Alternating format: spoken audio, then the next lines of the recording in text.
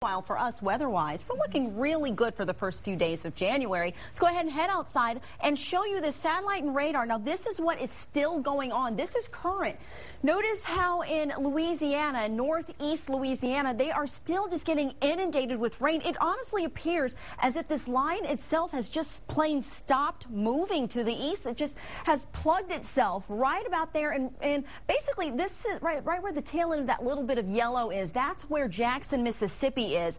I've seen reports of jackknife trailers, you name it. It's just kind of come out of everywhere at this point. Memphis, Tennessee reporting serious flooding all the way up through Illinois and Indiana. But notice how this storm itself wraps around. Now, this is basically your center of circulation right here for this low pressure system.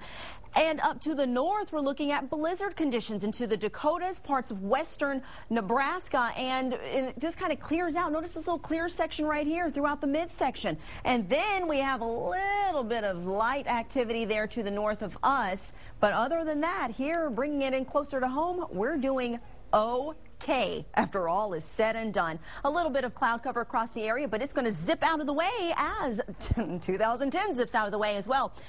By midnight, we're looking at mostly clear skies and winds out of the north about 7 to 10 miles per hour and temperatures right at 48 degrees by midnight.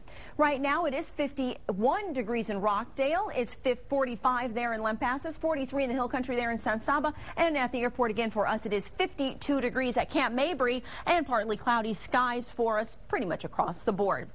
Winds, though, that's going to be our issue because we still have very dry air in place. Winds out of the north usually is an indication of pretty dry air, and we are definitely getting that. We have issues, of course, dealing with our dry ground, and these high winds really aren't helping. They're also not necessarily helping our allergies at this point. We have 2,150 parts per million for cedar. It's about that time of year, folks, and it's in the high range, and we're going to keep it in the high range for the next 24 hours.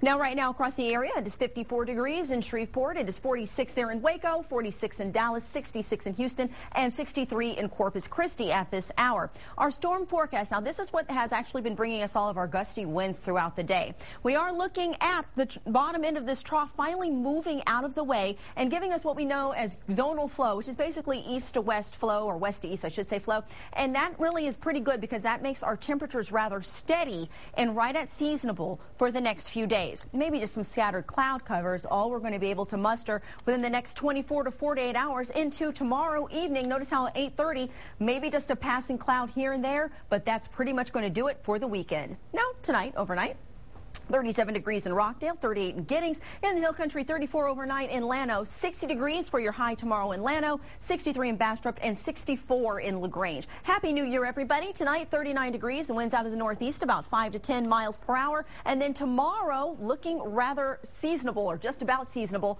By Sunday, 58 degrees and partly cloudy skies. Monday, 60, right where we're supposed to be this time of year. But then notice how we get warmer into Wednesday. Our rain chances do end up increasing. And into Thursday, 66, well above average, and another cold front comes along, and hopefully we can squeeze some moisture out of those clouds by Thursday with a 30% chance of rain into Friday. Of course, your latest forecast is always at KXAN.com. Happy New Year, everybody. Be